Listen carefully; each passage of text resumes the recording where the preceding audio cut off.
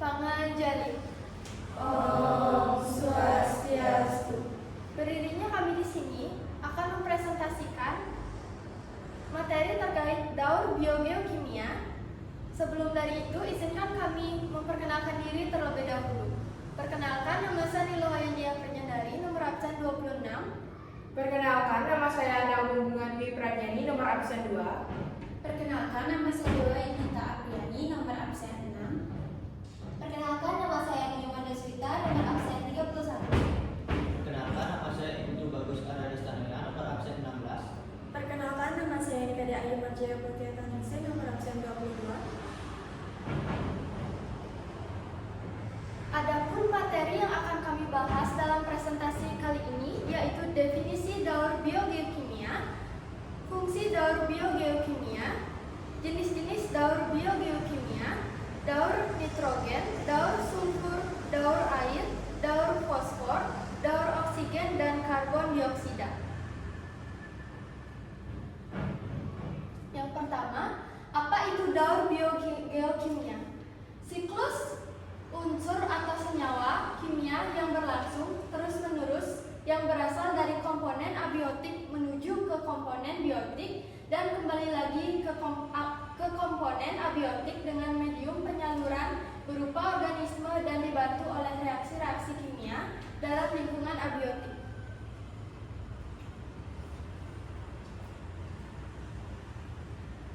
Selanjutnya, fungsi daur biogeokimia yaitu menjaga keberlangsungan hidup di bumi sebab materi hasil dari daur biogeokimia dapat digunakan oleh semua komponen yang ada di bumi baik biotik maupun abiotik. Daur biogeokimia telah ada sejak munculnya makhluk hidup pertama kali di bumi dan mendukung proses berlangsungnya kehidupan. Makhluk hidup yang ada di bumi dapat memperoleh zat-zat dari lingkungannya, melakukan pertukaran zat, beserta membuang zat-zat yang tidak berguna ke lingkungan. Apabila daur biogeokimia berhenti, sudah dipastikan proses kehidupan juga akan berhenti. Oleh karena itu, kelancaran daur biogeokimia sangat penting bagi keberlangsungan hidup makhluk hidup. Selanjutnya, jenis-jenis daur biogeokimia. Yang pertama, daur nitrogen, daur sulfur, daur air, daur fosfor, dan daur oksigen dan karbon dioksida. Selanjutnya akan dijelaskan oleh teman saya. Yang pertama yaitu daur nitrogen. Siklus daur nitrogen adalah proses perubahan senyawa yang memiliki unsur nitrogen menjadi bentuk senyawa lain dan terjadi berulang-ulang.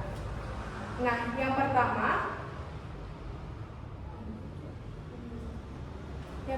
saya akan menjelaskan dari gambar tersebut. Gas nitrogen yang ada di alam ini dapat diikat oleh bakteri pengikat nitrogen atau bakteri fiksasi nitrogen. Nah, kebanyakan bakteri tersebut hidup di tanaman polong-polongan atau leguminosae. Di dalam akar tanaman tersebut terdapat bintil-bintil. Di bagian bintil-bintil itu ada hidup beberapa jenis bakteri yang dapat mengikat oksigen. Jenis bakteri tersebut adalah Rhizobium dan Acetobacter. Nitrogen tersebut digunakan untuk proses fisiologis atau metabolisme tumbuh-tumbuhan yang disebut dengan proses fiksasi. Yang kedua, selanjutnya ada gambar hewan dan tumbuhan. Kenapa sih ada gambar hewan dan tumbuhan? Nah, jadi karena ketika mereka sudah mati atau punah, mereka akan dibusukkan atau diuraikan oleh gambar di bawahnya, yaitu jamur dan bakteri yang disebut dengan decomposer. Nama prosesnya yaitu dekomposisi. Selanjutnya, hasil dekomposisi akan banyak menghasilkan bahan organik yang lanjut pada tahap selanjutnya yaitu amonifikasi, di mana amonifikasi ini merupakan pembentukan amonia atau amonium. Dari amonia menjadi NO2+ atau bisa juga disebut dengan nitrit. Jadi proses dari amonia menjadi nitrit disebut dengan proses nitritasi yang dibentuk oleh bakteri Nitrosomonas dan Nitrosococcus. Selanjutnya, dari nitrit diubah kembali ke NO3- yang disebut dengan nitrat. Proses dari nitrit menjadi nitrat disebut proses nitratasi yang dibantu oleh bakteri yaitu nitrobakter. Pada tahapan nitratasi menjadi nitratasi disebut dengan nitrifikasi. Selanjutnya tahapan terakhir yaitu setelah terbentuknya nitrat boleh langsung dipakai oleh tumbuhan yang disebut dengan proses asimilasi untuk mendukung proses metabolisme atau fisiologis di dalam tubuh tumbuhan. Dan NO3 ini juga boleh langsung dilepaskan ke udara yang disebut dengan denitrifikasi. Selanjutnya yaitu fungsi daun nitrogen. Daun nitrogen ini sangat penting bagi kelangsungan hidup makhluk hidup yang ada di bumi dan menjaga keseimbangan ekosistem. Melalui proses fiksasi, nitrogen akan diubah menjadi nitrogen anorganik seperti amonia, amonium, nitrit, nitrat maupun dalam bentuk nitrogen organik seperti protein, asam amino, dan urea. Dari siklus nitrogen tersebut, mengapa daun nitrogen penting dalam kehidupan adalah karena makhluk hidup hanya dapat memanfaatkan nitrogen dengan optimal melalui bentuk lain dari nitrogen. Selanjutnya, manfaat daun nitrogen dapat dibedakan menjadi dua. Yang pertama, daun nitrogen membantu dalam penguraian bahan organik menjadi sebuah energi dan menghasilkan amonia melalui proses amonifikasi. Yang kedua, siklus nitrogen membantu tanaman dalam menyerap nitrogen melalui proses fiksasi sehingga dapat tumbuh secara optimal. Contoh daun nitrogen. Yang pertama, pertumbuhan tanaman membutuhkan nitrogen yang diserap melalui akar dari dalam tanah. Ion nitrit selanjutnya akan diolah menjadi ion amonium untuk kemudian masuk ke dalam asam amino dan akhirnya menuju klorofil. Yang kedua, nitrogen juga terdapat di lautan karena aliran air tanah dan air hujan. Nitrogen akan sampai ke lautan melalui proses presipitasi yang kemudian akan mengalami tahap fiksasi oleh bakteri Cyanobacteria. Yang ketiga, plankton merupakan mikroorganisme yang menghasilkan amonia dan urea di dalam air. Zat tersebut hanya akan dikeluarkan pada kedalaman zona eutofik, yaitu zona di mana tidak ada lagi cahaya yang dapat menghambat proses konversi senyawa. Amonia dan urea kemudian dikonversi oleh bakteri menjadi nitrat. Yang keempat, setelah amonia berubah bentuk, selanjutnya akan terjadi proses nitrifikasi. Yang kelima, saat ada makhluk hidup yang mati, baik itu manusia, hewan, maupun tumbuhan dan juga termasuk kotoran makhluk hidup, mereka akan melepaskan nitrogen organik. Nitrogen ini kemudian akan dikonversi oleh bakteri menjadi amonium melalui proses amonifikasi. Selanjutnya akan dijelaskan oleh teman saya. Selanjutnya saya akan menjelaskan mengenai daun sulfur.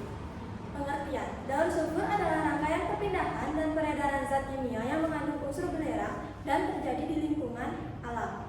Jenis bakterinya ada H2S dan SO4-2 yang terdiri dari bakteri Thiobacillus dan bakteri Comolithotroph. Proses H2S ke S dan ke SO4-2 yang terdiri dari bakteri yang tidak memiliki warna atau photoautotrof dan bakteri yang berwarna ungu dan juga hijau. Yang ketiga, proses SO4-2 ke H2S yang terdiri dari Desulfomasculum dan bakteri Desulfofibrium. Selanjutnya saya akan menjelaskan mengenai daun sulfurnya. Selain nitrogen, belerang juga merupakan unsur penting penyusun protein. Sulfur berkaitan erat dengan daun air. Asap-asap dari aktivitas industri dan erupsi gunung berapi yang mengandung gas-gas sulfida seperti SO2, SO4, H2S, dan nitrosulfida naik ke atmosfer dan menyatu dengan awan. Gas-gas tersebut menyatu dengan air membentuk asam sulfat. Reaksi ini sangat berpengaruh terhadap penurunan derajat keasaman air hujan. Sehingga saat hujan turun terjadilah peristiwa yang kita namai dengan hujan asam. Jika pH hujan terlalu rendah, maka bisa mengancam kelangsungan hidup organisme, tumbuhan, hewan maupun manusia akan mati. Bahkan, hujan asam bersifat korosif pada bangunan dan juga logam. Itulah mengapa hujan asam sangat berbahaya bagi kelangsungan hidup kita. Kandungan sulfat pada hujan akan masuk ke dalam tanah sehingga tumbuhan bisa menyerap ion-ion sulfat untuk menyusun makanan. Hewan-hewan mendapat kebutuhan sulfat organik dari tumbuhan dan rantai makanan. Setelah makhluk hidup mati, dekomposer yaitu bakteri dan jamur akan menguraikan jasad makhluk hidup yang mati tersebut menjadi komponen-komponen penyusunnya.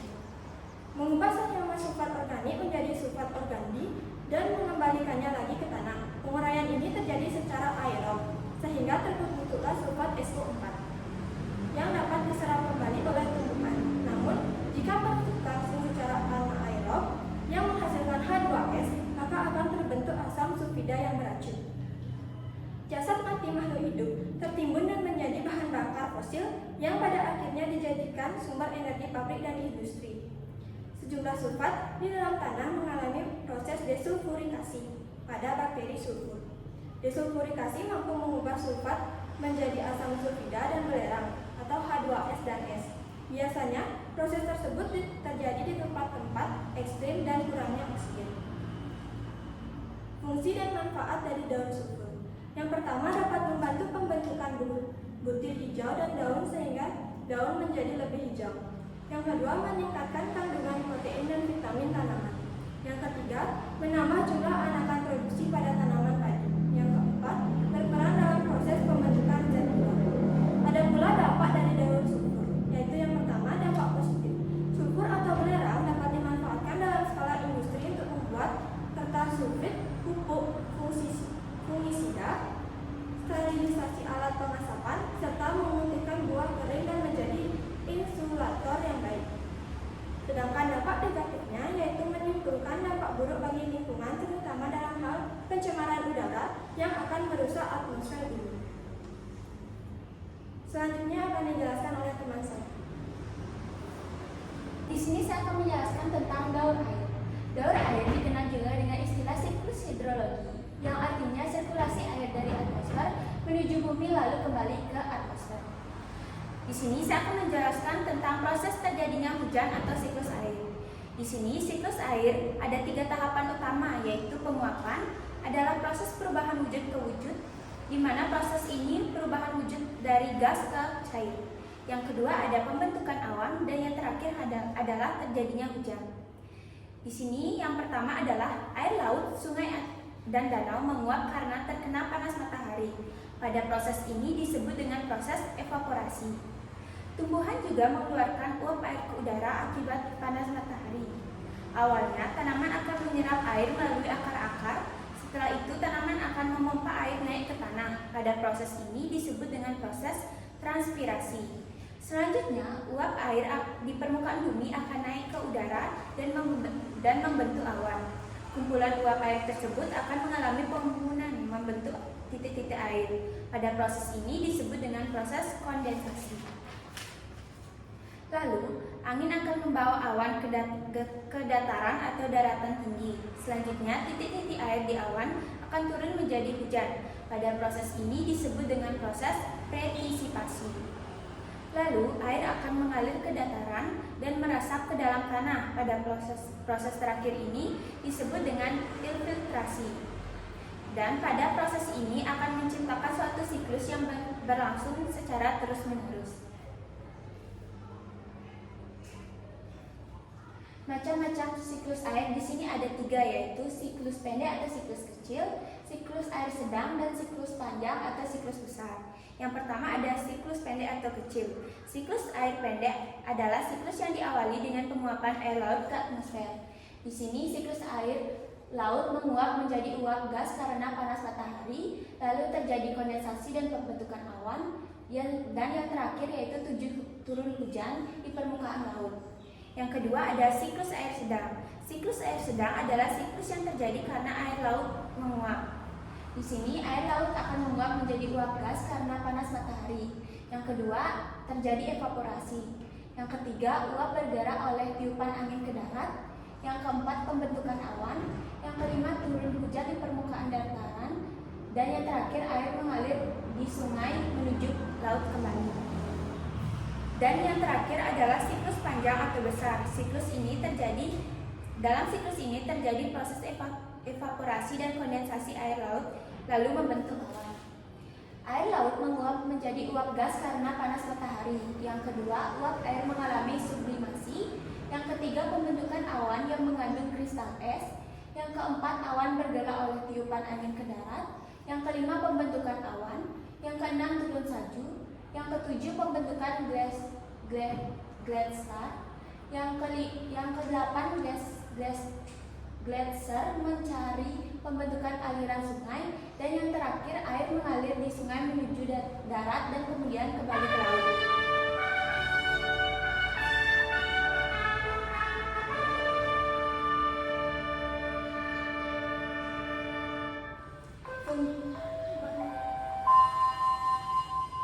Jam istirahat telah selesai. Para siswa dipersilakan memasuki ruang kelas masing-masing. Selanjutnya adalah fungsi daur air. Yang pertama yaitu sebagai pelarut, yang kedua mengatur suhu tubuh, yang ketiga mengatur tekanan osmotik sel, yang keempat sarana transportasi zat di dalam tubuh atau darah, yang kelima bahan baku fotosintesis, yang keenam bagi manusia itu adalah air minum, mandi, mencuci, irigasi, pembangkitan listrik, dan juga pariwisata. Di sini juga ada manfaat dari daur air, yaitu daur air adalah dapat mengatur suhu yang ada di lingkungan sekitar, menciptakan keseimbangan bumi, mengatur cuaca, dan juga bisa menciptakan terjadinya hujan. Selanjutnya akan dijelaskan oleh teman saya. Baik, jadi di sini saya akan lanjut menjelaskan mengenai daun fosfor. Sebelum melanjutkan ke definisi dari daun fosfor, kita akan bahas sedikit mengenai sejarah dari daun fosfor. Jadi, yang pertama kali menemukan fosfor itu adalah Hanning Brand, seorang ilmuwan Jerman.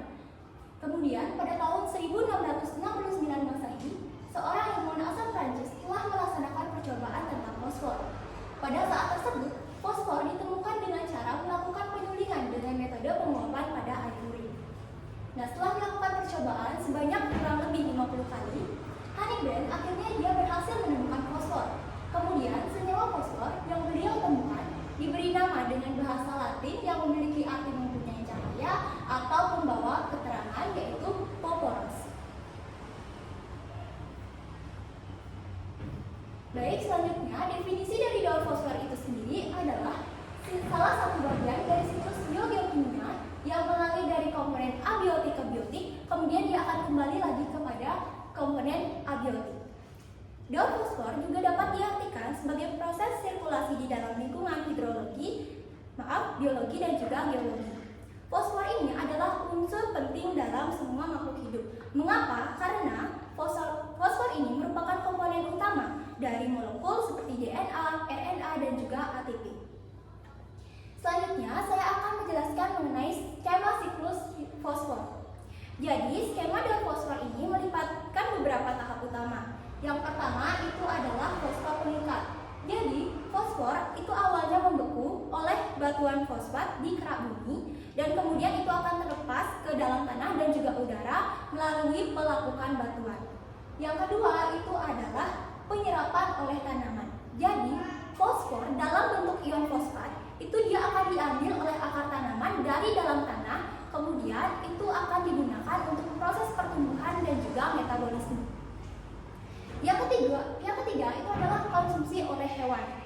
Jadi, hewan-hewan ini dia akan memperoleh fosfor itu dari makanan mereka yang awalnya pastinya berasal dari tumbuhan.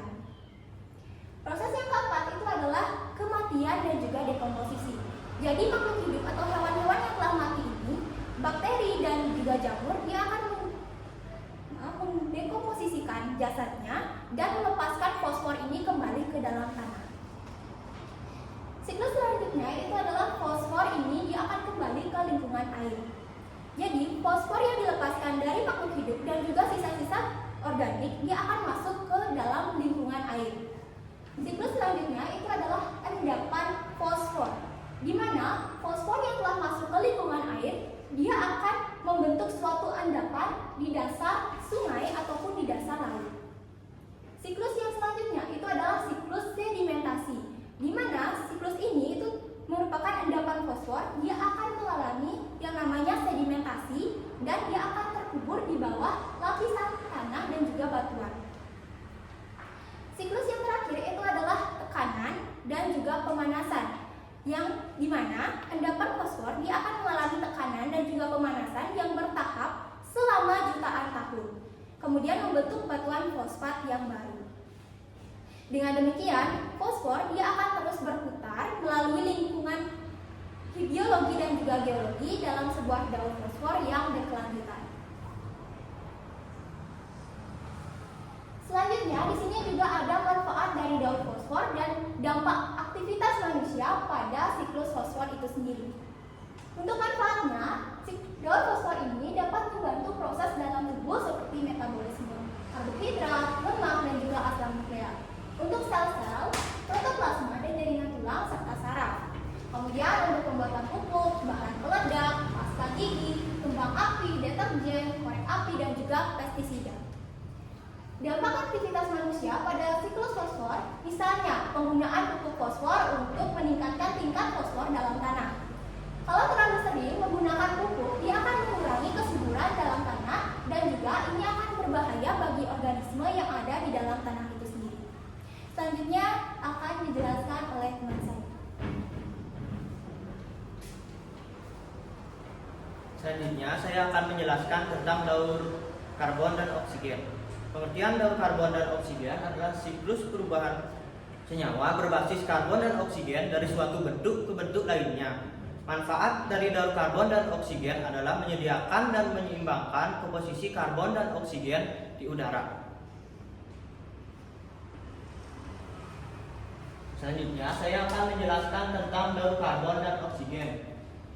Pertama, karbon dioksida dihasilkan oleh pabrik, makhluk hidup seperti manusia dan kerbau, dan juga erupsi. Karbon dioksida tersebut dihisap melalui proses fotosintesis oleh tumbuhan dan menghasilkan oksigen. Oksigen tersebut digunakan oleh manusia dan kerbau kembali, disebut dengan respirasi. Saya akan menjelaskan tentang respirasi. Respirasi adalah proses pertukaran zat antara makhluk hidup. Respirasi pada tumbuhan adalah proses penyerapan molekul oksigen yang terdapat di udara bebas untuk menghasilkan air, karbon dioksida, dan energi yang sangat dibutuhkan tanaman untuk tumbuh dan berkembang. Selanjutnya, karbon dioksida yang dihasilkan juga dihisap oleh fitoplankton dalam proses fotosintesis untuk menghasilkan oksigen.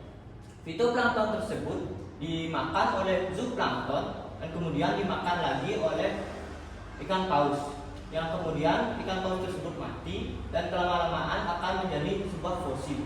Fosil tersebut selama berjuta-juta tahun akan berubah menjadi batu bara atau minyak bumi yang kemudian digunakan kembali dalam industri, dan industri tersebut akan kembali menghasilkan karbon dioksida. Sekian penjelasan dari saya. Baik, sekian presentasi dan materi yang kami sampaikan. Mohon maaf bila ada kesalahan